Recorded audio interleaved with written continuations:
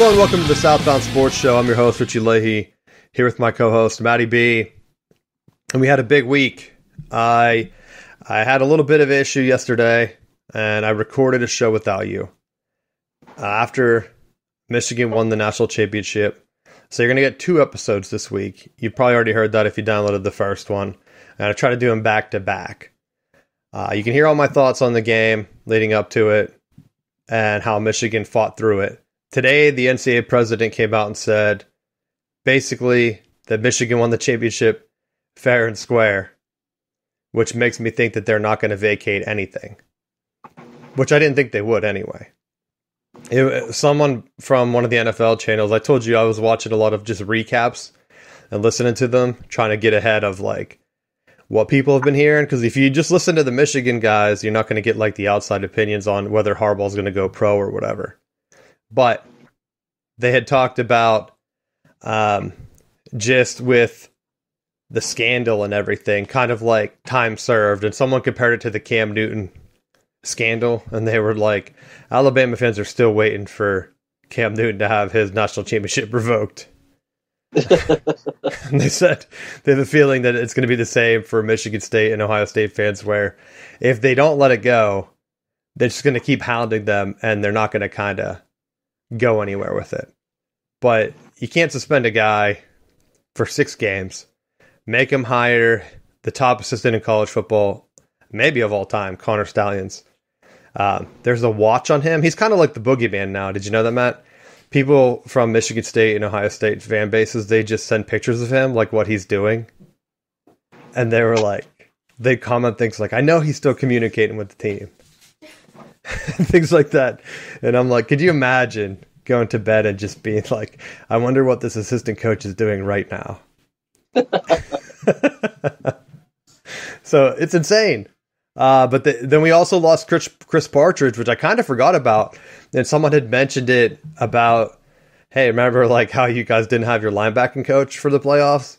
And I'm like, oh yeah, he did, because he wasn't investigating, or he wasn't cooperating with the investigation. And so they were like, no, you're out. And then Alabama hired Michigan's old linebacker coach. So Michigan's still down a coach from what I understand. I don't think Michigan ever refilled the position. They just had I think Jesse Minder had like his dad fill in, which was nice. Because like, can you imagine you're coaching, getting ready for a college football playoff, and your dad's just a good enough coach that you can just be like, hey dad, feel like coaching linebackers for a few weeks? Like, come on in. But it worked out. Great coaching. I didn't want to jinx it, so I didn't really talk about the game going in. After Washington beat Texas, I kind of breathed a sigh of relief, because I thought, for the first time in recent Michigan history, even since I was there, since I started student tickets, I think started 2013, it was right after Michigan's March Madness run, where it seemed like basketball, field hockey, whatever, baseball, Michigan would make a run, get to the national championship game, but they were always the Washington, the team that was like not full of blue chip recruits, the underdog. And even though they came close, like they won the first game in baseball, basketball, they were right there. You could just tell that it was kind of like the Cinderella stories coming to an end. And in football, is the other way around. Michigan had the recruits. And unfortunately for Washington, they didn't. They didn't have the depth. And Texas could have had it. They didn't. I don't think Texas had the same level of coaching. We'll find out next year, because, well, I guess it depends if Harbaugh comes back or not. But Michigan plays Texas and Washington next year in the regular season. So when Washington won, it wasn't almost like, oh, Michigan's going to get an easy win. It was more or less like history going back. I don't even know if I sent you the list, but history going back, no team without having a greater than 50% chance, like, or 50% roster composite of blue chip recruits has ever won the national championship. Washington didn't have it. They also didn't have a team talent in the top 10. I mean, Michigan didn't either. They were close. And like I said, the rankings have become a little bit finicky. I didn't like, was it Joel Klatt saying that, oh, Michigan's roster is giving the little guy hope, because that's not really true. I think he's misleading people because the main three classes, I think, were all top 10 recruiting classes for Michigan. It was like 8, 9, and 10. It was very similar to what Clemson did.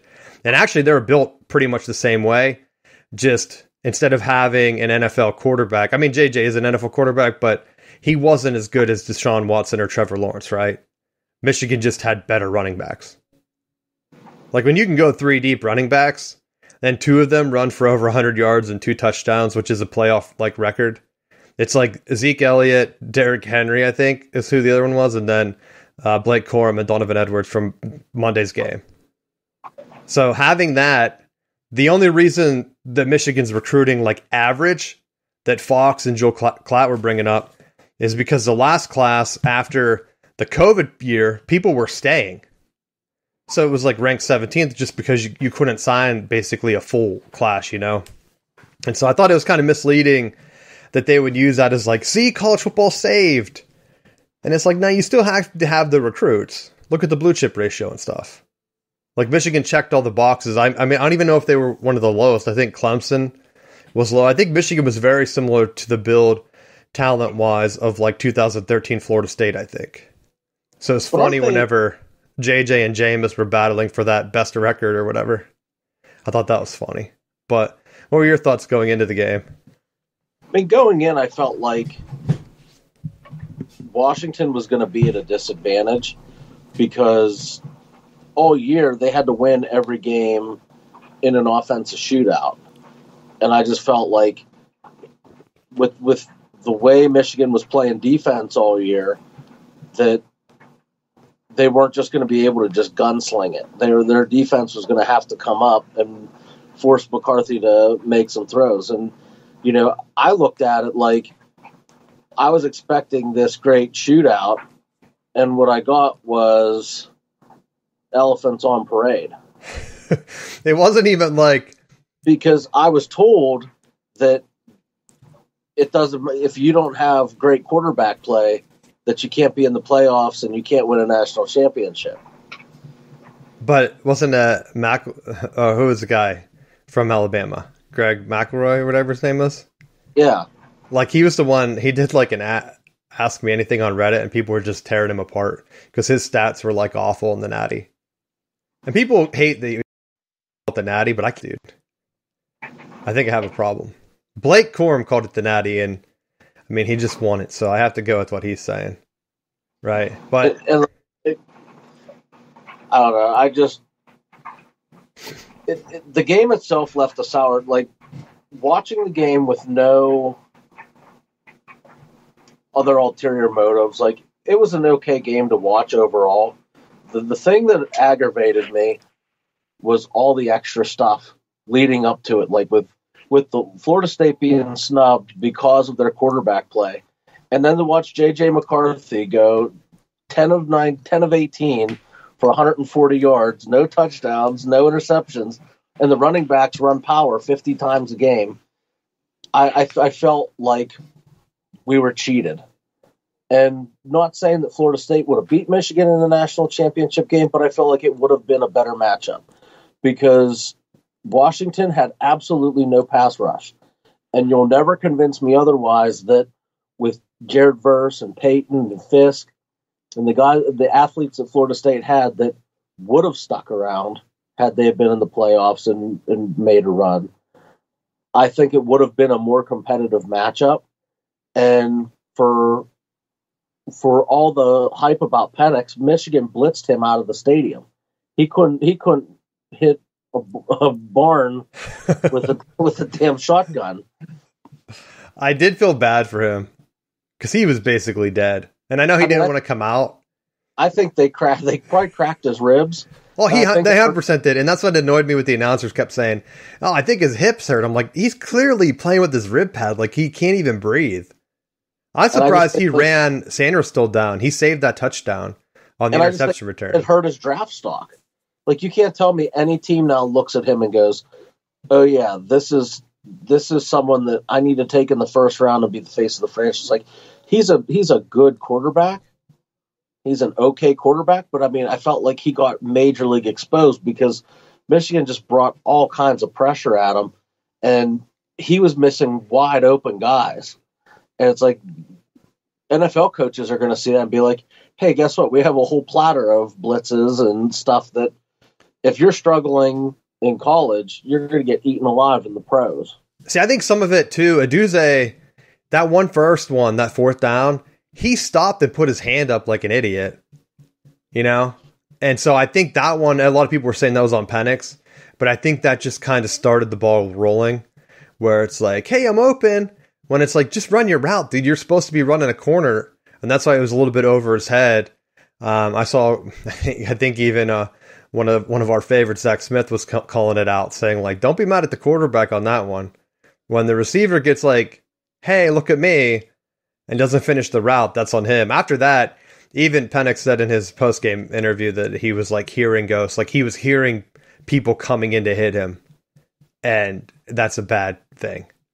That's what Sam Darnold said in the NFL, remember? He was like seeing ghosts out there. And he had guys open. DeBoer, is that how you say his name? Yeah. He put together, I watched a bunch of Washington tape. And that's kind of another reason why I wasn't nervous, because I thought Arizona State helped them.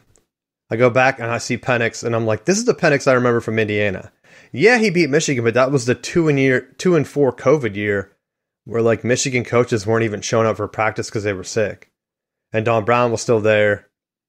And I said, I think I talked about it on the show a couple years ago, when they got rid of Don Brown, I said, all Michigan needs to do is go to a bend but don't break.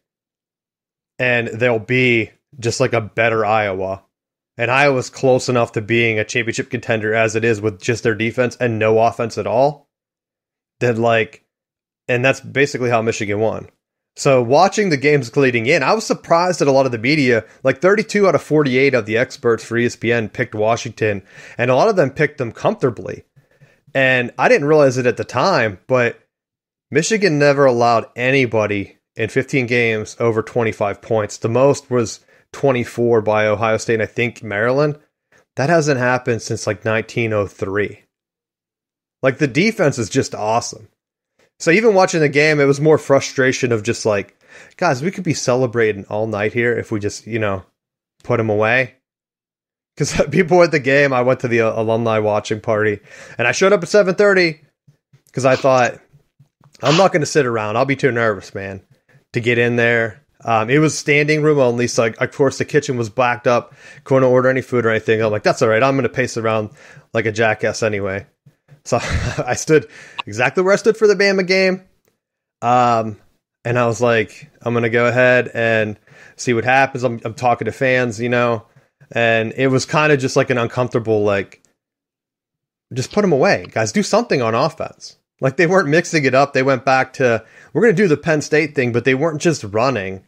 It was like, we're going to do some weird pass plays. And the one where it was like 4th down and Roman Wilson ran the out, that linebacker, he read that play so good that if he didn't read that, it would have been wide open. I think JJ called the wrong play anyway, based on what they showed during the game.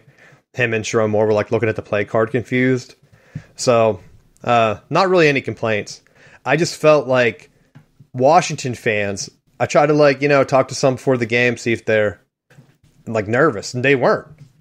And I was just confused. Like, are you guys serious? And they kept saying like, oh, we're better than TCU. TCU beat you guys last year. I'm like, did you watch a game? Because like that, Michigan should have won. They gave that game away. And then it's like, no, we're better. You have never placed an offense like us. I'm like, we play Ohio State every year. And that's why I think Ohio State fans have to be upset. Last year, field goal away from national championship, beating Georgia and probably beating TCU. Especially because like I don't think they would have played as bad as Michigan played.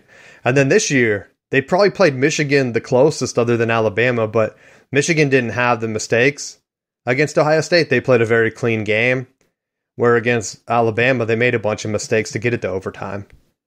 So the margin of victory was bigger in the Bama game, but they did go to OT. So if I had a rematch, like if you told me, hey, we have to do one more game, neutral site, the team that I'd be most afraid to play would be Ohio State. I think they were the best, most complete team, and that's why I'm shocked that Ryan Day's doing like a meltdown and getting rid of people.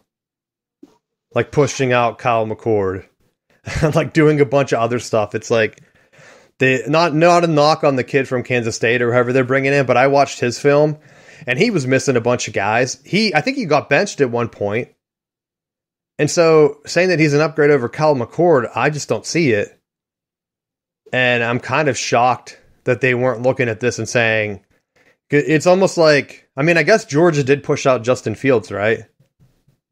Before they made their run. So like this feels like the Justin Fields panic at Georgia, where they made a bunch of changes and then won 2 national championships. But I feel like you have to have the right personnel to make that fit.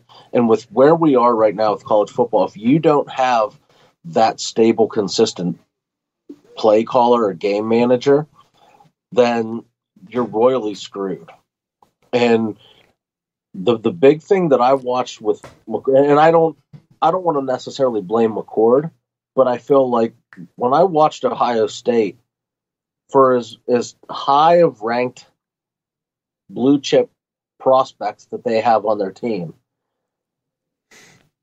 they weren't moving the ball as efficiently. It felt very like they had to rely on these like 50-50 type plays where they out athlete, and it's like, what are you doing? Just smash the ball in their face.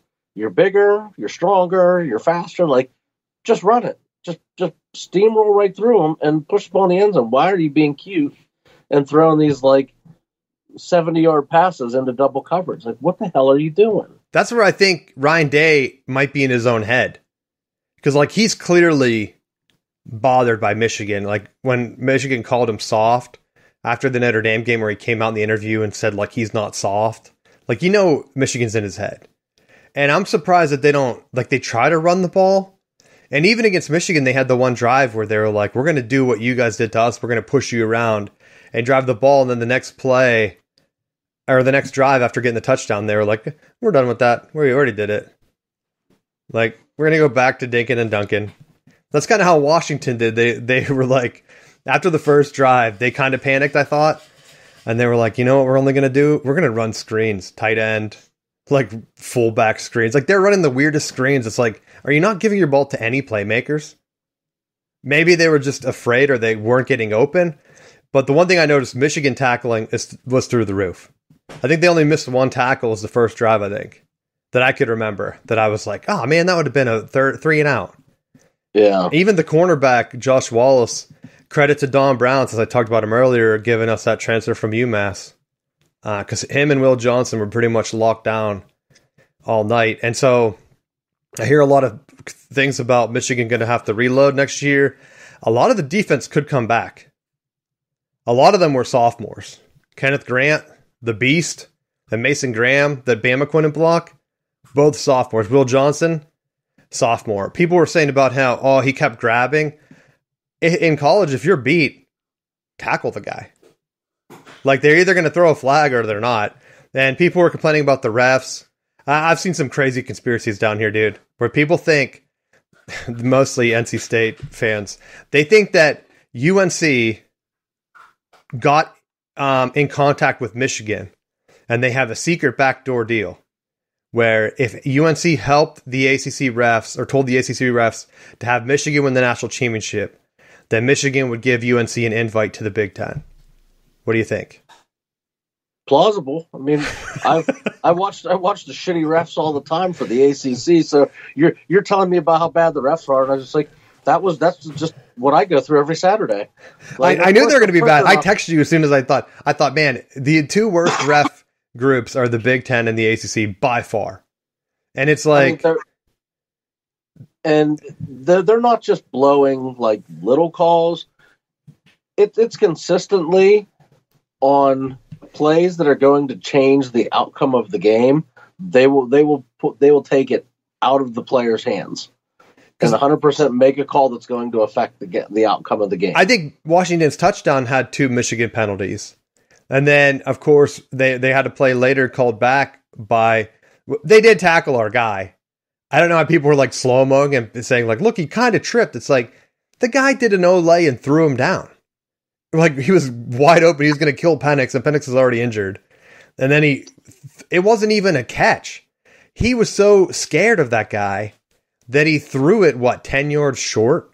It shouldn't even have been a pass interference. That's the one thing I don't understand, and I think the rules experts need to get back in. If a quarterback is so spooked that he just throws a duck that's 10 yards short, and the receiver has to do a dead stop and the D-back runs him over, it should be ruled uncatchable. There's no way, if Will Johnson was nowhere near that play, like let's say he forgot to go on the field, and Odunze had to go back, he never would have caught that ball. There was no chance in hell that he was catching that ball. It never should have been pass interference. What's Will Johnson supposed to do? He doesn't know the quarterback's throwing a duck. He doesn't know he's so scared back there, right? So they should have just waved off the pass interference, and then Michigan could have declined the holding, and that should have been it. But instead, had to do another play, and that was the interception to Mikey. I really wanted Mikey to score because he came back. He was one of the ones that came from up in the East from like Don Brown. He was a wide receiver. I think he had 3 offensive touchdowns. And unselfishly, Michigan was like, "Hey, we need a nickel back. You should come back and play in the defense." Change the defense, and he's been awesome. And so I thought he should have been player of the game. No offense to Will Johnson. I love Will Johnson. I was texting you guys telling him if Johnson can shut that guy down, which he basically did. He had under 100 yards or whatever, that Michigan was going to win. And, I mean, Michigan gave him a Rutgers, dude. Michigan had more rushing yards than Washington had total yards. Well, I was curious with the injury to your offensive lineman. Oh, Zinter? Oh, man, I was so worried about that going into the Bama game. No joke. I thought that would have played more of a factor in both playoff games. And to Michigan's credit, they had the offensive line played well, and I think that may have been a reason why they used more 2 and 3 tight end looks in their playoff games, just to support the line a little bit more and just steamroll the defenses, because like there were several times Washington had no idea where they were supposed to line up and was messing with their run fits. I think the line change, Michigan had to play 2 transfers, I believe. Henderson, I think, is from Arizona State, and then Hinton is from Stanford. Which, funnily, they kept talking about recruits being like, "Oh, Michigan only has 2 5-star recruits." Hinton, I thought he was a 5-star recruit because like his brother went to Michigan, and I think he was a 5-star recruit. And I looked at his thing when he was interested in Georgia. He was like 11th overall. It commits to Stanford, dude. He tunneled all the way down to 200. 4-star. I thought, oh, that makes sense. No way. If a guy goes to Stanford over Georgia, there's no way he's a 5-star, right? They never could have left him with that ranking. And that cracks me up that like those rankings shift as drastic as they are. And if you think I'm making it up, you can click on his history and see that he was like a top 10 recruit. Because I remember Michigan was going after him hard, and everyone was like, oh, it was down between Michigan and Georgia or Stanford. And he's like, I'm going to go to Stanford. And I thought, hey, if he's going to go for the education, can't knock a kid, right? And then all of a sudden it's like, bam, baby, you're going down. Should have picked Georgia or Michigan. And Michigan, you would have probably been a 4-star too, but it wouldn't have been as bad as how far he fell. But I think the injury to Zinter, because he played guard, made them shift the line around, and it became more of a run-blocking line. And I was surprised they didn't make the move earlier in the year, because they shifted the line around, because Michigan does this thing now where everybody plays. So, like, you can see sometimes when the right line was out there, they're pulverizing people, and Blake's running for all 100 yards or whatever. And then the next week, it'd be like, we're going to go back to that other line we kind of liked for pass protection. I'm like, we're not even passing the ball. What are we doing? And so when Zinder got hurt, they kind of had to go back to the power run. And I honestly think it helped out. And like, nothing on Zinder. He's a great lineman. I think the game plan would have been different. I mean, and the other thing I brought up yesterday was Donovan Edwards. I felt really bad for him kind of when Blake Corum came back, because it should have been his time. And he really didn't have a good year. And you could tell that he was getting frustrated, because he'd come in and it would be like, run him up the middle. And it's like, that's not his style. And then finally, Washington, it gave me, he did score against Penn State. to help put that game away. But the Washington game reminded me of the Ohio State game a couple like last year when Blake was hurt and he had those 2 long runs and he had 2 long runs in the national championship. And I thought if he goes pro, like he'll always be remembered for those runs. I think they're going to be in like a montage of Michigan highlights forever. So I felt really happy for him because he came back. I don't know if he could have went pro last year, but he didn't transfer. He didn't complain. A lot of other rosters, you see guys that are like, oh, so-and-so's coming back. I'm out. And now he's a national champion. So credit to him. I think that's the last thing I had. The rest of them, like Washington, man, like I said, nothing on them. The board, great coach. People are saying that if Harbaugh leaves, he could be getting a call to Michigan if they don't go with Sharon Moore.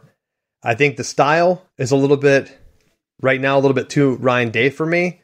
But they did have a power running back that he played hurt, and that kind of rubbed me the wrong way too, because I'm like, take him out. He can't run. He was like half a step slow, and every time they have daylight, he was just getting killed.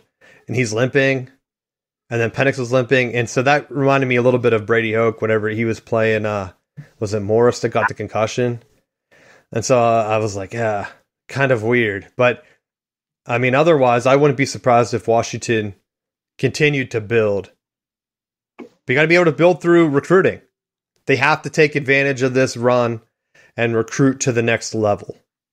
I shared with you, I was looking through championship gear. One of them had a banner of Michigan win the national championship, and they had our opponents as Georgia and Florida State still. And I thought, did they not realize that neither of them got picked for the playoff? It's like, I was thinking I should buy that. And then if they send it to me, I'll be like, hey, you guys have the wrong score, because they'll probably let you keep it, right? And then they'll send you an updated one. And then I'd have like a fake championship in like in another dimension. Michigan beat Georgia and then Florida State for the national championship since you brought it up. I do think the styles, like I said, Michigan's built to beat that style. And the offense, it's college. Like I looked at the film, I knew Penix wasn't going to be as accurate. Texas was like a once in a lifetime game for him. He didn't look like that in any other game the entire year. You're not going to repeat that on Michigan's defense. You're not. And I don't think he would have repeated that on Florida State's defense. And I texted you during the game, I think the playoff would have held. I don't think they would have put Texas in because of their loss to Oklahoma, but I really think that it should have been Washington versus Florida State. And I think Florida State had a good chance to beat them. And then Michigan-Alabama goes the way it did.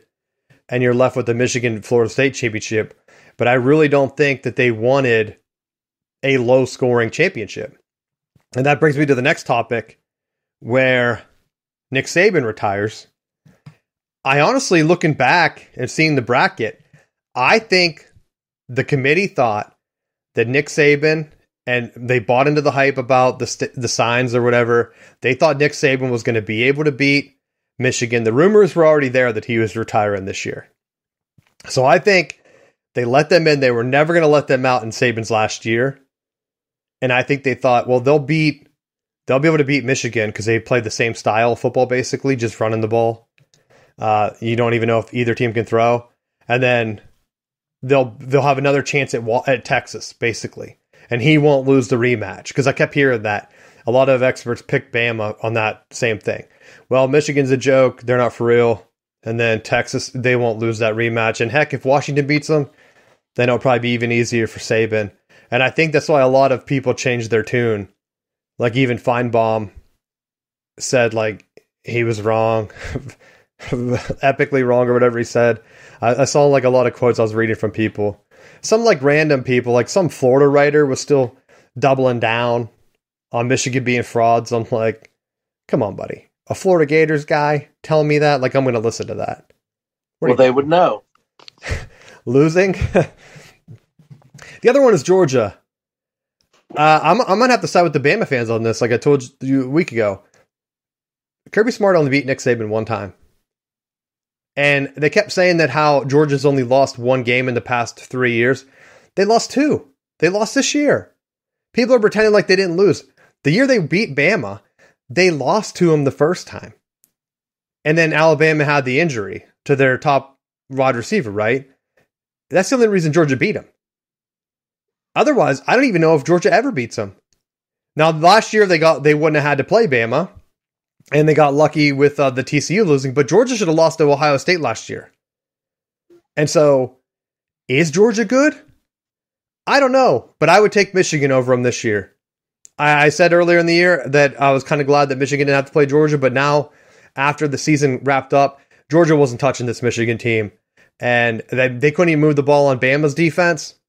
They probably would have scored 10 on Michigan. They barely, that first quarter, they gave me hope against Florida State's second string and walk-ons and everyone else that they had.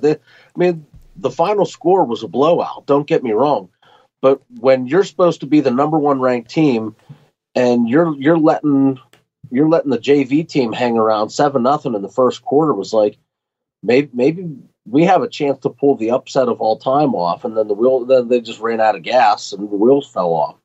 But it was like, you can't tell me that you're this powerhouse team. Now, the one thing that I did find funny is they have like clear video stuff from last year's playoff where they're like, yeah, they see Florida State fans that Georgia really didn't take you seriously.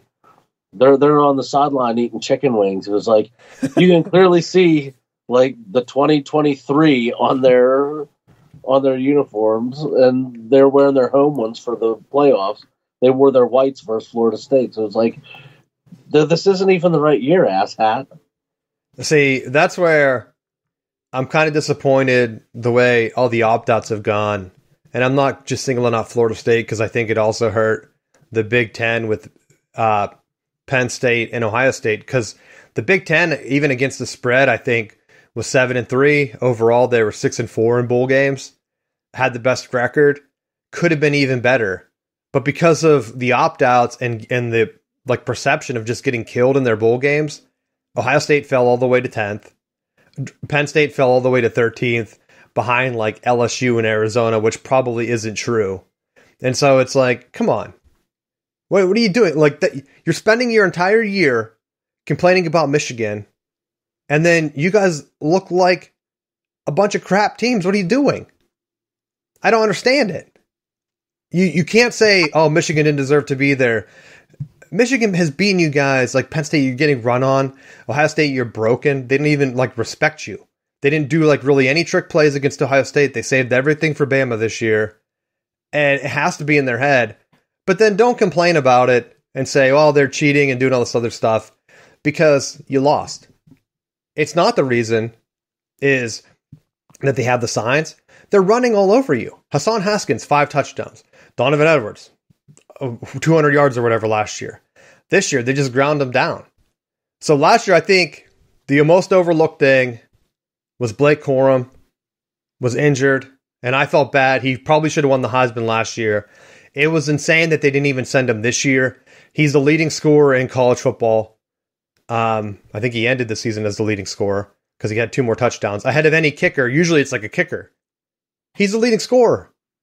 How they didn't even invite him to New York is just insane. I know Michigan cut the yards down or whatever, but if the guy's able to find the end zone and he's the entire team moving the ball, scoring in overtime against Bama, they gave him the offensive MVP. I thought it could have been Donovan Edwards, but I think that was more along the lines of, here it is. Here's your career award, national championship MVP. And I thought, well deserved. But I saw a lot of articles. The reason I brought it up, I had it noted down. People were giving Penix the Heisman. The media was saying, maybe we should petition to change the Heisman vote until after the playoffs now, because Penix probably deserves it. It's like, no one even mentions Blake. No one mentions him at all. They just like, Michigan, they're going to lose. And I didn't buy into it. Like Harbaugh said, and one of his pressers, I think that really pissed him off. He's like, you can tell these people don't know football or whatever. And you're right. You can win with a big running game. Like I mentioned, Nick Saban's gone. Now we're going to see a changing of the guard. Because if he's gone and Kirby Smart stays, there's rumors that he could go to the Atlanta Falcons, and the Atlanta Falcons owner really wants him, is the rumor. He's there. Dabo's still at Clemson. as of now, Alabama, he's a former player for Alabama. Does he take that job? Or has the luster kind of worn off him and he stays where he is? Because then you have Clemson and Georgia. I think those are the teams that have 2 championships each. Then you have Harbaugh. What other active coaches have national championships, Matt? Do you know? Because Urban's gone unless he comes back. I think that might be it, right? Pete Carroll. Pete Carroll could come back. I mean, they forced him into retirement. He said that he's fired up about it. I don't know what that means. They're like, you're not going to be the coach anymore. You're going to be in the front office. I feel like he might be kind of like when Chris Peterson left and we were like, oh, he's going to get another job. Something weird happened at Washington and he's been like the advisor now. Maybe Pete Carroll just wants to, I mean, he is kind of old. Maybe he is like, he just wants to be the front office guy like Bob Stoops or whatever. But that's what crazy. That was another trend that broke too. Dabo was the only coach before Harbaugh that had won a championship this late into his term with the team. Everyone else, you had to win it within the first 3 years. That's why I thought maybe maybe they do have an exotic offense that changes every week, and he's going to get it done. But the one thing that you're leaving out of that is Dabo built and won his championships with the old system, where he was able to funnel his, I guess you would say it now, NIL money to the kids to recruit and have them on campus and have them there for 4 years and develop them in-house. Yeah. And I feel like now that that's changed, where Norvell's able to pull guys from the portal to address needs, and Deion Sanders completely flips Colorado to try to address needs. Like, there's teams that are using the portal to their advantage. Ole Miss. Kiffin does a great job of finding talent that he needs to fill out his roster. Like, to use the portal to your advantage, I think helps cover some of the potential losses that you get through your recruiting.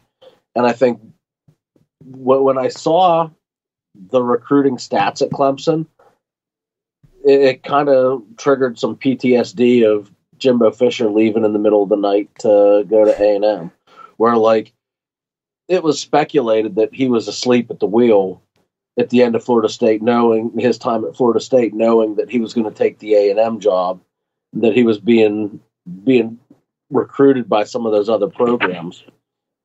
And I thought, well, is this the same thing where Dabo's like, yeah, I'm not really embracing the portal right now and doing all this stuff, and then he'll just go in with a fresh slate at Bama where he's going to have to embrace it as part of that program, and he's going to have way more money to his disposal to potentially pay for recruits.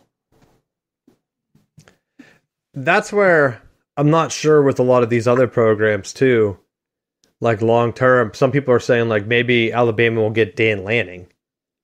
And I'm thinking, what has he done? Oregon's kind of like a program that just gives the NIL for like a decade or two to get the top recruits on campus. And the coaching doesn't really matter, right? And I know they're coming to the Big Ten. I'll give them a shout out. Thanks for beating Liberty. Otherwise, we could have had another undefeated team. The NCAA thought there was going to be another undefeated team because they had an article queued up. I saw that Automatic posted, and it said, these teams finished undefeated this year. And it just had 2 sentences. It was like, the Michigan Wolverines were the only team that finished undefeated. They won the national championship. I was like, they had an article for that?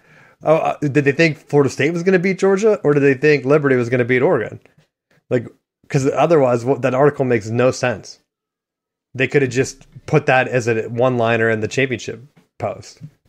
Well, I did think Liberty stood a chance against Oregon just because with Jamie Chadwell's offensive system and that the option style that he ran, I thought that if Oregon didn't come out disciplined, that they would have a chance to upset them, almost like the famous interview where Saban was talking about how Georgia Southern was running all over their defense.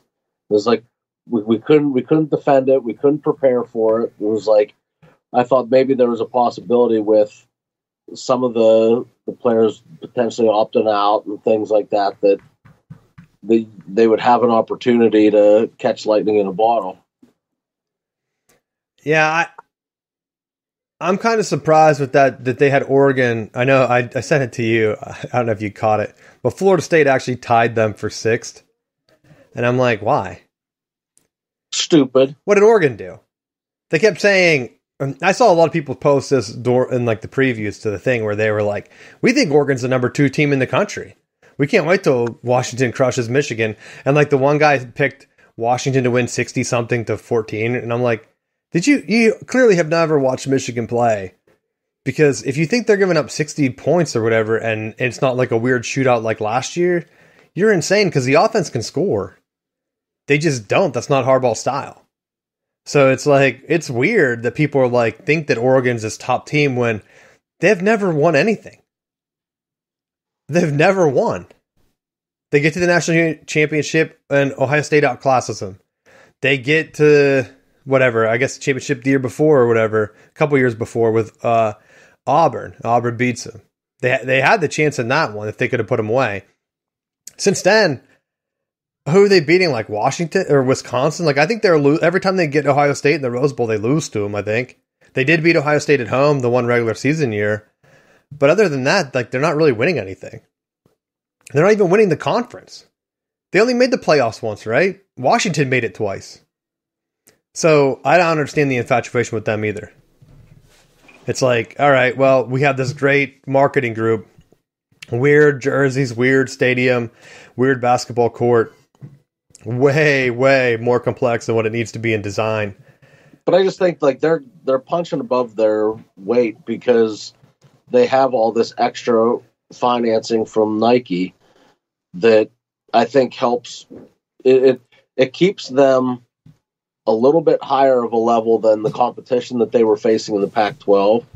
So they were able to pull, like, and it's weird when you watch those Pac-12 games because they're a team that will win really lopsided versus Cal and Stanford. And, like, they'll win a 63-10 game and, like, absolutely look like they're blowing the doors off people. But then they'll play, like, what at the time 0-7 or 1-7 Arizona State, and then it's like, here's a 3-0 field goal game, like for no reason. That's how the Washington schedule was. They're like playing close with Stanford, and Stanford's awful. And I told you a couple years ago that was Michigan. It's like doing all these squeakers. The last couple of years, Michigan's been killing. I mean, Maryland was the only one that people could say was like not up to snuff that played Michigan close, but then they killed Auburn in the bowl game. So it's like maybe Maryland's not really that bad. So the other like Pac-12, I was hoping, I joked around it being a Big Ten national championship game. A lot of the media was like putting a hard line in there, like, no, this counts for the Pac-12 when Washington wins.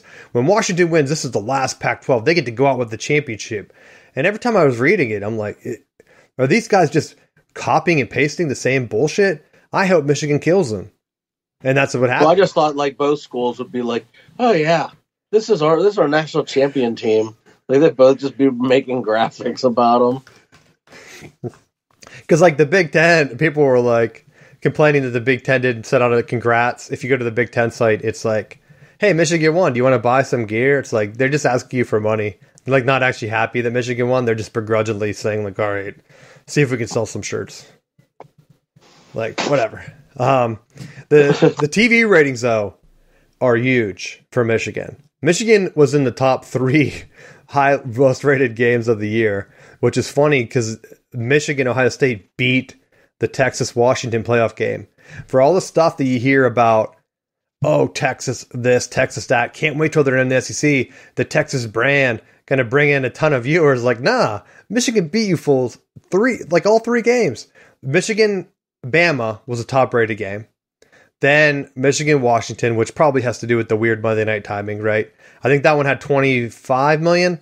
The Bama Michigan one, the Rose Bowl had like 27, which was I think the highest since the first year they did it when it was Ohio State Oregon. And then Michigan, Ohio State had 19 million. The Washington Texas game was, I think, the fourth most watched game, and it had like 17 or something. It was below whatever the regular season Michigan Ohio State game is, and that's what I kept telling people, because there I see Georgia fans out and about saying like, "Oh, yeah, Michigan would have stomped." It's like, you lost to Bama, and they lost to both playoff teams.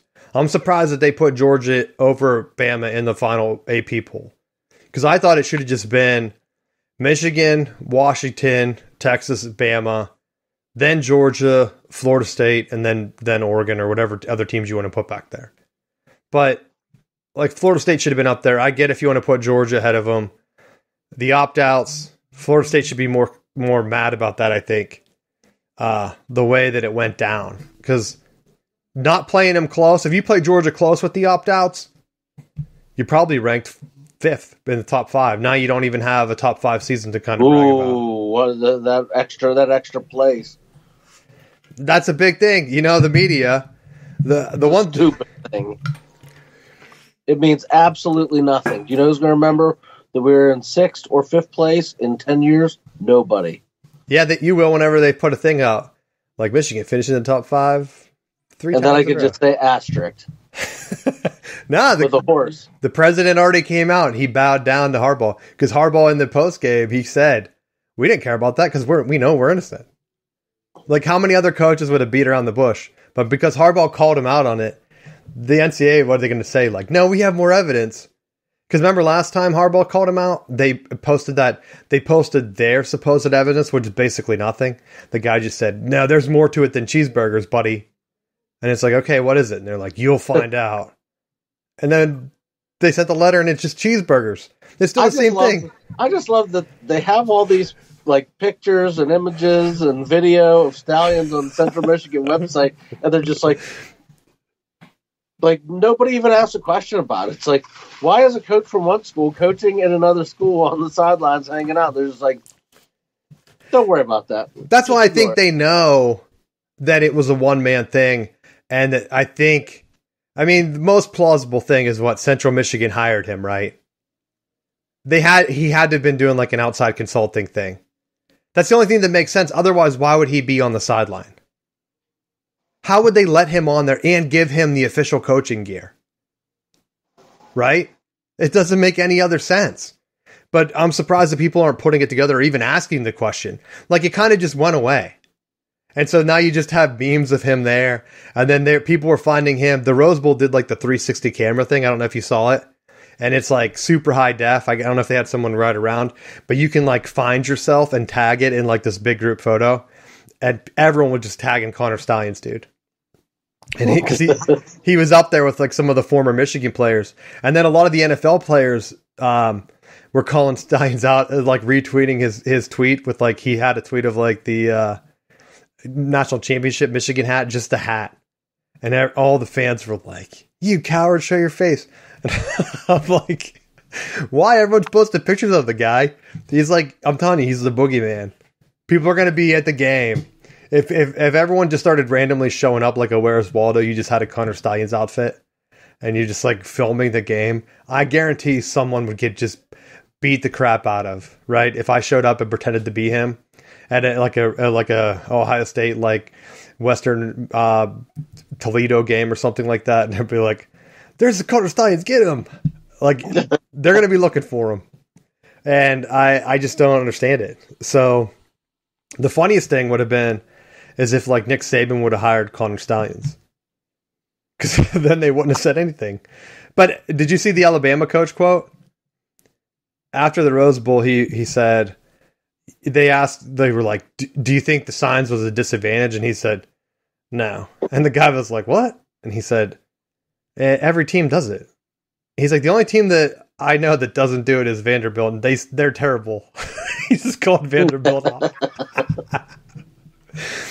So I'm like, oh my gosh, throwing strays to Vanderbilt randomly. But that's speaking of Vanderbilt, there is that former Vanderbilt coach that might be interested in Alabama. My buddy lives in Tuscaloosa now. He texted me immediately. He was like, "Hey, who do you think Alabama's going to get? They're going to get Nick Saban." I'm like, "They're going to get James Franklin, buddy." James, Primo, Franklin. If only he had Milroe as a QB, he's like a better Sean Clifford. Can you imagine? They won't have him there for 35 years to hone his offense. You might have him there. They might have him there that long because they're saying that he's not NFL quality. Could you imagine he was running a Penn State offense with jump balls and quarterback runs, dude? And if James Franklin went to Bama and won a national championship, Penn State fans would probably burn their erector set down. They'd be like, why isn't the stadium melting? That's what they would be. That's what would be happening. Because it would be insane. So I'm actually kind of pulling for that, even though they probably will go with like Dan Lanning or something. Well, maybe they'll get Norvell. How would you feel? You just shut up. So you need a coach. Like Harbaugh said that if he died and someone said in his eulogy just said he was a Michigan man, then Harbaugh knew that he lived a good life, dude. Norvell needs to say something like that. I feel like with what Norvell walked into Florida State with and what he's built right now, I would be surprised if he left. But I'm also not an idiot to think that he couldn't be lured away. But I feel like there's unfinished business right now, and with the way that it appears that he's going through recruiting right now, that I think Florida State's going to be a team on a mission next year to really prove that they weren't the snub was real. See, that's where I'm leaning probably 70% that Harbaugh will be back. And I'm basing that off of his comments after the game and some of the previous comments he made about not wanting to coach against his brother because he didn't like that. And the only job openings are like the AFC. So he's not going to want to coach like the Steelers or something where he's playing his brother all the time because he wants to be best friends with him, you know? So I think the NFC, the only job would have been the Bears. I kind of wonder if the Bears reached out. Harbaugh declined like in the back channels, and that's why they retained their coach. Because it kind of makes sense. Because like up until a week ago, we've seen pictures of Harbaugh dressed in the Bears outfits and everything. Harbaugh wins a championship. And JJ came back. I watched the guys get back to Ann Arbor. They posted a video, and all the students are chanting one more year. And JJ said something like, I don't know how I could leave this. So if he comes back, and Harbaugh's like, if JJ's running it back, I'll come back. Or I'll stay here, you know. And I almost wonder if that kind of forced the Bears' decision. Because like knowing Harbaugh, and I've been following him for over like a decade at this point now from his time at Stanford, then with the 49ers. It's like everyone keeps saying like he's going to wear out his welcome. It's like, no, the only time that ever came up was when the 49ers owner was throwing a big fit. And that's why no one really likes to work with the 49ers owner. So it's like, it's weird that they can put together a great team, but they still can't get it done because of like internal crap going on there. So like, I don't think that was related to Harbaugh at all. And I don't think he wants to go to the Carolina Panthers when their owner's throwing beers on people in the box. And I don't think he's going to go and say, you know what? I do want to go back to that dysfunction, right? The president of Michigan's 100% behind him. He's already told him that Harbaugh wanted to see the fans behind him. I think that's happened with the Michigan versus everybody gear and everything that happened, the Harbaugh chants. So it just comes back. The defense is going to be solid next year, no matter what, new coach or not. Michigan loses a lot of offensive pieces, depending on who comes back. I think Roman Wilson and Barner, the tight end, both declared for the Senior Bowl. I know that they could always pull out. One of the defensive, Braden McGregor, he declared for the Senior Bowl, so that's 3. I think there was like a bunch more, maybe, that could declare. So we'll have to kind of see. We'll be checking back in. But that's going to be another key thing. Bama, with Saban leaving, they've already had some recruits decommit. And one of the transfer commits that they had, I think it was Damani Jackson. He was Will Johnson's best friend, like one of his best friends, and Johnson's been trying to get him to come to Michigan. So he was at USC. He wanted to stay close to home. Just watched him win a national championship and basically drive his draft stock through the roof. shutting down Marvin Harrison Jr. and then Adunze. So what if Michigan can get him to transfer in? Then they just like, Harbaugh is like, you know what? We're just going to run the ball. We got Mullins if Donovan Edwards comes back. But it really comes down to what happens with the rest of those Bama guys. Because if they can't bring in a coach that can keep recruiting, I think there's going to be a shift. I mean, they can just shift right on over to Florida State. I thought you were going to say to Brian Kelly at LSU, baby. Brian Kelly, I have to give him a shout out. He said he would really be interested in the Michigan job. It's a great job, and I like hearing coaches say that, so I have to give him a little bit of credibility, Matt. I know he was a Notre Dame coach, didn't really beat us when he was there, so... Yeah, we'll see whenever he marches back up and tries to use his Midwestern accent on you. He just shows up. He's like, God, that's not gumbo, guys. So that's what I actually... Because now it's like a hot job. DeBoer's interested in the Michigan job, supposedly. Brian Kelly's interested. And it's like, oh, all of a sudden, everyone was saying Michigan could never win a national championship. And now that it's happening, people are like, that's a great place to work. I'd love to be there. Harbaugh loves it. He sits at the big kid table now. Did you hear that interview? He said that finally he gets invited to eat at the big kid table because his dad won the national championship and his brother had the Super Bowl ring. And they must have had a separate table in his house where he had to sit. And family dinners. Could you imagine being that at the football? Where it's like, sorry, son, you're not here yet. One day. But anything else you want to talk about for college? No. You could talk more about Florida State if you would like. I think that I want them to come to the Big Ten, selfishly.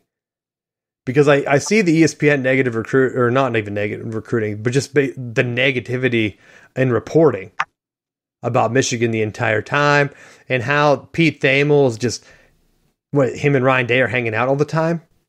I don't understand how he breaks every Ohio State story immediately. They have to be buds, so they have to be the ones feeding the information about Michigan and the signs to him was probably Ryan Day. And so just seeing it fall apart, and then seeing the Michigan TV ratings, I was really happy because now they can just tell the Big Ten, like, do you want us here or not? Maybe the ACC thing was, hey, we'll help you win a natty and come to the ACC. We'll have our own conference. Or maybe they're secretly working on their own conference anyway. UNC, Florida State coming together. With Nick Saban leaving, though, I wonder how that changes their approach to other programs like Clemson. Because I still don't think they want to include Clemson, though, because you don't want another... And I know Clemson fans, they were really hating on Michigan for whatever reason. Probably because they know they're not a blue blood. And so, like, if Michigan starts winning and Washington starts winning and Oregon coming to the Big Ten has more money than them, Clemson's going to go back to being like an 8-9 win program. So the SEC doesn't want another 8-9 win program. But I think that's the trajectory they're on right now, because they're pigeonholing themselves without using the portal, without using transfers, without using NIL. They're just saying these are the guys that we're taking, and we're gonna develop them, and then if they leave, then we're gonna publicly scorn them. Because looking back through, what did they have? 81, 78, that's the double win, all the way back to 48. So that's 3. And I kind of went out of order wherever it loaded. 87, 88, 990. That was about their biggest run. So they've had maybe 10 double win seasons at the most before Dabo got there in their history. And I know they didn't play as many games back then, but you're still in the ACC before Florida State got there. Why are you not winning 10 games? So, don't tell me that your program is better than Michigan based on the recency thing. That's why I was glad Michigan won undisputed. And because for the longest time, it was always like they're splitting their titles. And I think that's just projection now, because I want to do a thing for the show here. Something came to me recently. I was looking through the national championship list, and I noticed my boy Kirk Ferentz in Iowa have just randomly claimed 5 national championships. They're an historic program now, the same as Nebraska, the same as Miami. And I'm like, whoa, what's going on here? Because I remember I was a big Iowa fan growing up. They had no national championships claimed. And I've been telling you for years, they should just claim them. Secretly, I think we talked about a few years ago, they claimed the one. The one that LSU was like undefeated and Iowa had one loss. But a selector picked them. And I thought they would have claimed the Niall Kinnick year, right? Because I think they might have been undefeated that year. He won the Heisman. Lo and behold, they finally did claim that one, and a few other ones that are very sketchy. So Wikipedia changed their entire list around. They got rid of the NCAA record book list. And the entire reason I found this out is because during the run to the national championship, Fox kept saying that Michigan had 9 national championships, which is the weirdest number I've ever seen ever. Because Michigan claims 11, now 12.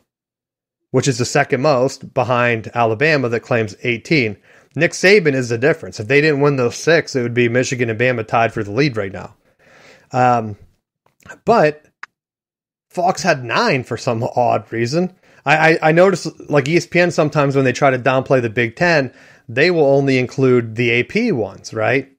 But when they do that, they have to include Michigan because 97. So then it starts to mess with them. So they can't do like the coaching poll. And so as I was scrolling down the list, I noticed that Woody Hayes, the great Woody Hayes, almost all of his national championships are disputed, Matt. Shared coaches, some other random poll thing that I've never even heard of. And Ohio State doesn't even really claim them. So all the projection I'm getting about from Ohio State fans about how Michigan hasn't won natties since World War II, they must be feeling that about their own program. Because in my lifetime, both Michigan and Ohio State now have 2 national championships. So to me, that's the number. I don't care about the other ones. I mean, Bo Schembechler could claim 3, the same way Woody Hayes claims his. Does Michigan? I think they should just start claiming. So I think for our show, I'm going to try to get the NCAA record book into a Southbound Sports webpage where people can actually view it that's not a PDF. Because I think the issue right now is the NCAA record book is a PDF that they upload every year. I just went back before the show and I checked it. The numbers still pretty much match up with what I remember. Like Harbaugh could have claimed a natty when he was a player at Michigan in 85. They don't. They could though. It's in the record book. UCF, still in the record book 2017. A couple other split championships. Actually, I think in the record book, out of Nick Saban's 6 national championships, 3 of them could be split. They could also add another split championship from one of the years they lost to Clemson. So I'm proposing, and I'm hoping that we can maybe get some hype up for the show this way, that the playoff should be the cutoff. That's the first time where you had multiple conferences have a chance to win a national championship. I think that should be kind of like the national championship going forward. You know how like the NFL has like the Super Bowl championships? But then the team can still claim their past championships. So like when you watch a Packers or a Lions game, they'll say like, the 10-time world champions, you know? I think they should just call them like world champions or something. But I think it's interesting that you bring up, starting to segue into the NFL a little bit, because as the NFL playoffs started to release their matchups, I noticed they weren't putting in about how there were certain teams that didn't deserve to be in, or there were things that actually mattered. Like if you win your game, you make the playoffs. If you lose your game, you don't make the playoffs. And there wasn't a scenario where you're like, well, Steelers don't have a consistent quarterback, so even though the Titans lost their game, or the Jags lost their game, we're not gonna let them make the playoffs. Like the games actually matter, which is why the NFL has a better product, because you can contest over which people are going to be the better matchups and who's going to bring in more TV ratings. But at the end of the day is if you just allow the best teams based off of, I don't know, something crazy like maybe who won during the regular season. Were you able to win your conference or your division? If you can do that, then it makes sense for you to make the playoffs. Otherwise, we're going to shit in one hand and wish in the other going into next year, and we're going to have the exact same problems over again. Because they're going to say, oh, got to have we got to have 8 teams from the Big Ten in. We got to have another 5 or 6 from the Big Ten in, and it's going to be overinflated because of how the rankings go in the beginning of the year. So you'll have a handful of teams from a conference that has no business needing to be in there. See, that's where I think we can do the cutoff, because right now, even in the playoff era, there's only been 5 undefeated champions. Clemson, LSU, Bama once, Georgia once, and Michigan. Anything BCS, I would try to include, but I think the BCS had too many years where, 2-loss LSU is in. Why did they get in over West Virginia? Or like, hey, here's an undefeated Auburn that's left out. So I think that should be grouped in with past champions. And I'm not even cutting out LSU. Not LSU, UCF. I think they should be able to claim a world championship for their 2017 one. Even though the playoffs were still there, it hasn't expanded yet. And then I think what we're going to see over time is with the 12-team playoff, schools are going to start counting Final Fours as wins. Schools like Washington that maybe not be recruiting as well, right? They're not going to claim a runner-up because no one really does that in basketball either. They want to just claim that they were regional champions. So they'll claim, hey, we won the Final Four. Yeah, we were in there. So that's where I think the 12-team playoff is going to kind of get sort of like, instead of claiming a conference championship, you're going to see Michigan claim like, oh yeah, we were in the Final Four 3 years in a row with the national championship the last year, 2023. And then I think that's going to help recruiting, because then you're able to point to, hey, it was only a 14 playoff, but that's how basketball does back there. They started with only a 14 playoff, I think, for college basketball, because there was a year where like NC State or Maryland or someone was left out, 2 teams from the ACC. And I think that's going to be a good cutoff point. So I'm going to do some research. I'm going to go through the book. I think the PDF is kind of there. I'm going to try to put it up on our website as I'm redoing it this off season, and kind of get a grip of like how many are actually in here. Because I used to have it on Wikipedia. For whatever reason, people have really been fighting over the championships lately. And Wikipedia should not be a place where random fans can go in, add, and delete national championship claims for teams because they don't like it. So we'll just copy whatever's in the record book, and maybe we'll do some YouTube clips and stuff to help spread the word to get it out there that we have the actual one in a browsable format. And maybe you can kind of like see, hey, here's so-and-so, the selector. How many teams do they have? We'll see if we can add like filters and stuff to it. But that's my last college football thing I wanted to bring up, because I'm going to circle back around in a couple weeks, because I've been doing a deep dive. But I think it can work out in terms of like how the NFL has NFL championships that a lot of teams claim, like the Browns, even though they haven't won a Super Bowl, doesn't really negatively hurt them. So like teams that are like Miami, they haven't won a playoff championship, right? So, but who cares? Because everyone knows that they had won 5 in the past or whatever. So they might come back at one time. They might not. But now there's a 12-team playoff. So if they want to claim a playoff championship, win in the playoffs. It's been around for, a decade now? Almost, if it hasn't. I don't know if Michigan was like the 9th or 10th team to be in there. I think that was the 20th team that had made it to the championship game. Different team, or at least in the playoffs or something like that, they said. I think Washington was the 20th team. I don't remember if that was the actual... Well, no, they had already been in the playoffs, so it must have been the national championship game. So 20 different teams have had a chance to win it in like 10 years or whatever it was. So, I don't know. But we'll circle back around. I want to hit on NFL real quick before we go. The Packers sneak into playoffs.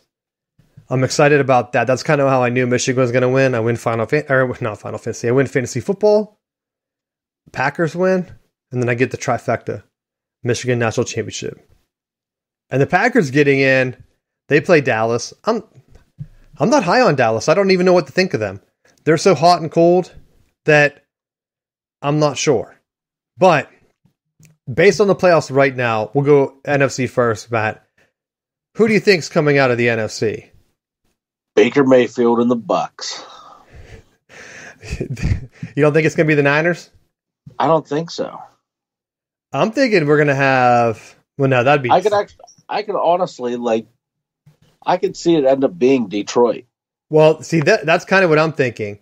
And maybe it's just because I'm riding high on the Michigan win. But I was thinking to myself, what if the Packers pulled off the upset against Dallas? That's like the one team that I think indoors against Detroit could really run them out. Then the Packers would play the 49ers. And Packers have played them close in the past. If they can knock the 49ers out and Detroit can beat the Bucs, Eagles and Rams or whatever haven't looked good, so they get past them, I think Detroit has the upper hand over the Packers. I think Detroit would be in the Super Bowl. I was high on the Eagles. I think they're done. Something happened in their locker room. People are calling it A.J. Brown. It looks like it's gone. So I don't want to say that it could be a sure thing because like watch them lose to the Rams. But I think Detroit, the way it depends on the upsets. The Packers have to win. I know Detroit fans probably don't want to hear that, but the Packers at least knock out the Cowboys to kind of help reset the seeding a little bit. I think that would kind of help out because you don't want Detroit to have to play a tougher team in the second round, being the lower high seed, you know. Yeah, but that's I was thinking Detroit. I would say maybe the 49ers, but I'm still not sold on their coaching and stuff either.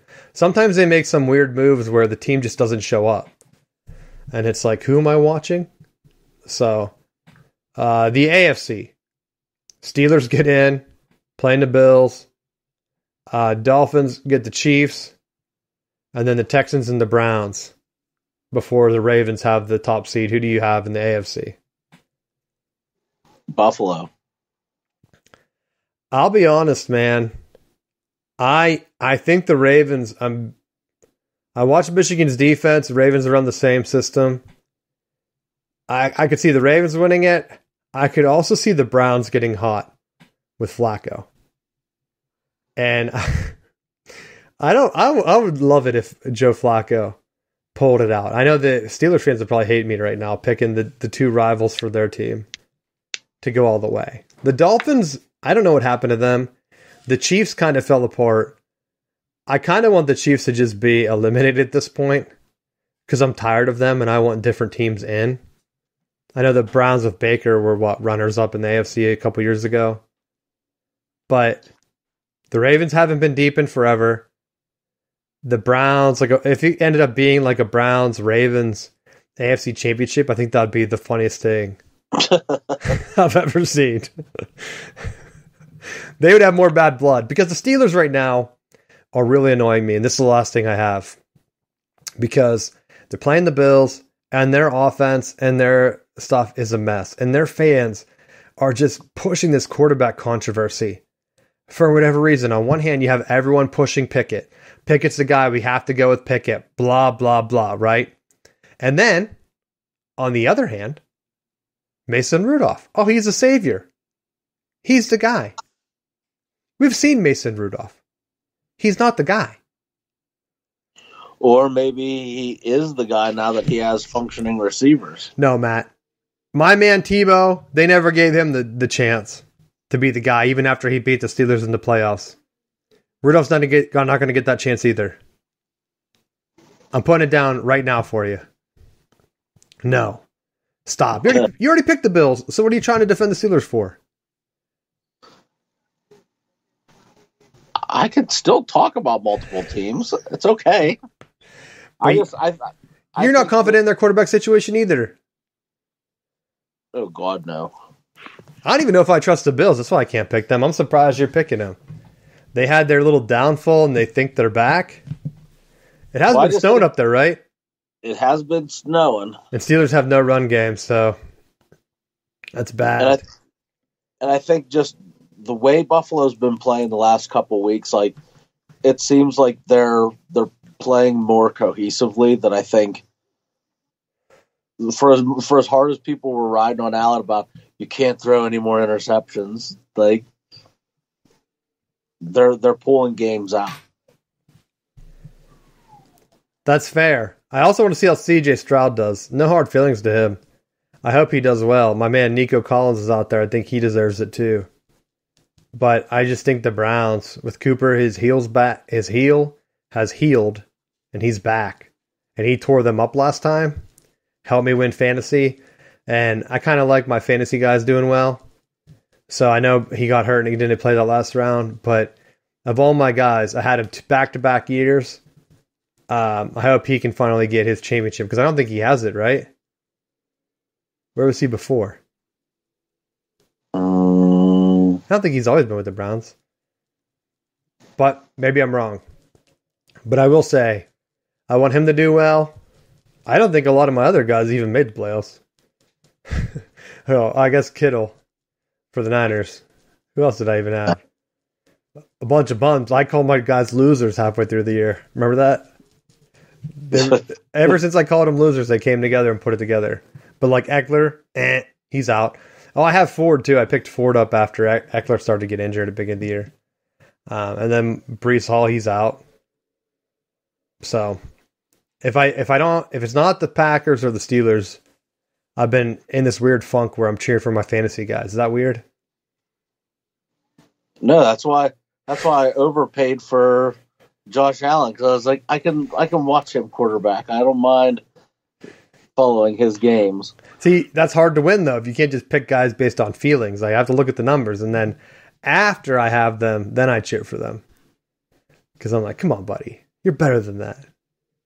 Don't drop that pass. But we'll see how it goes. I'm excited. Are you excited about? Did you get Peacock for that one game? Is it the Steelers game? Well, we had it previously, so I'll be all right. I couldn't remember. They were like, "Oh, here's where the games are," and then they had like 3 logos for each game, and I'm like, "This doesn't help me at all." You jerks! Put the score up. I'm like, put the whole thing up so that I know what I'm gonna have to get into for the playoffs. But it looks like the Dolphins and Chiefs are on Peacock. Browns, Texans are on NBC. Steelers, Bills are at CBS. Packers, Cowboys, Fox.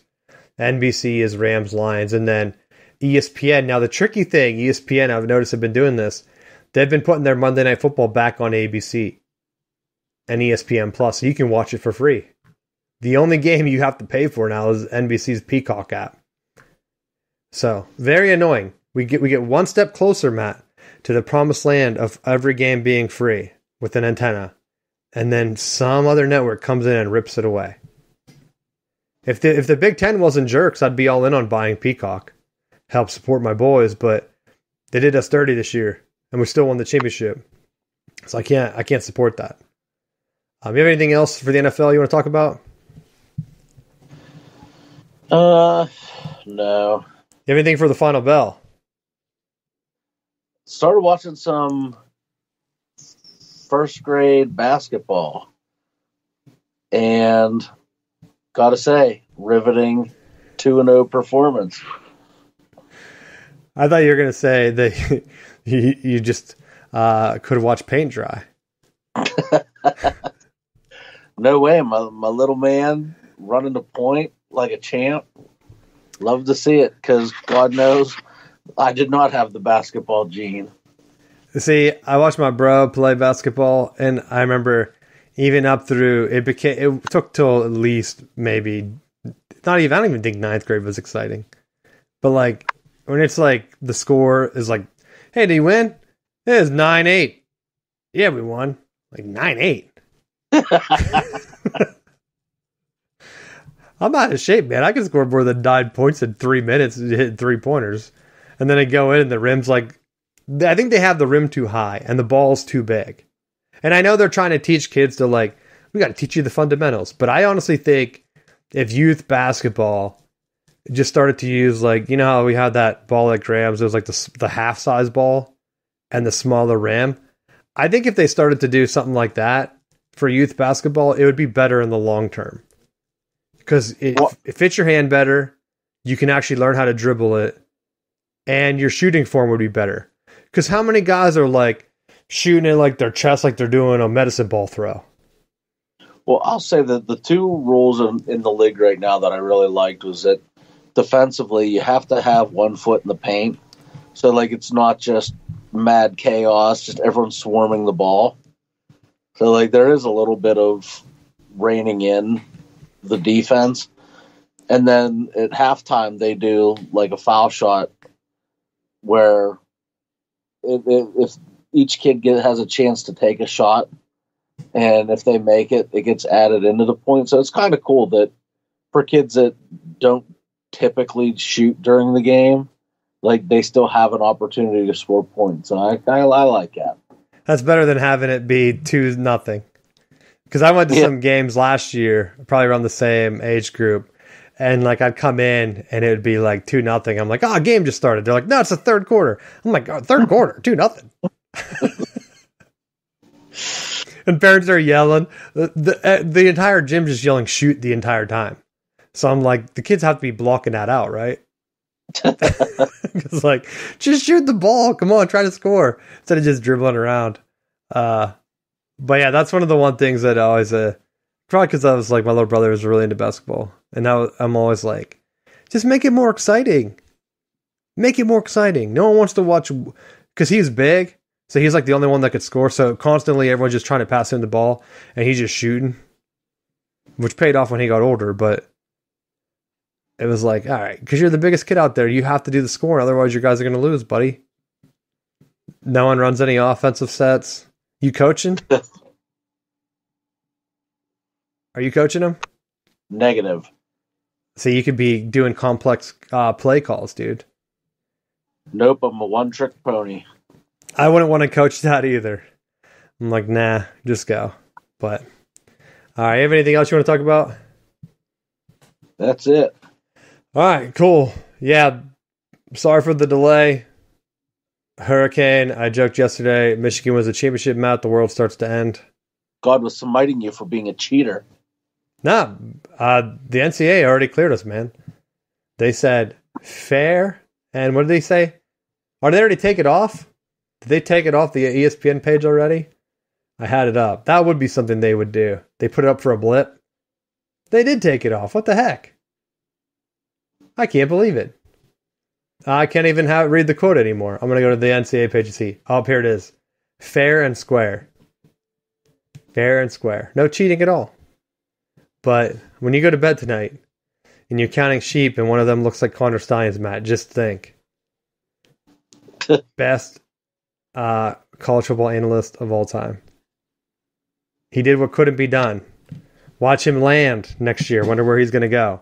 I was hoping that he would leak the manifesto right after the championship. He could have put it up on Amazon, sold it for like $5, dude, and he'd be a millionaire right now. He could just have his own NIL. But we'll leave you to think about that, Ohio State fans that are listening to this. So, thanks for the support. College football's over. We have the NFL stuff. We'll be hitting NFL for a while before we get into the offseason. I'm going to do the national championship stuff like I talked about in the offseason. If there's anything else you want us to do or any ideas, let me know. Thanks for listening, and we will see you next week.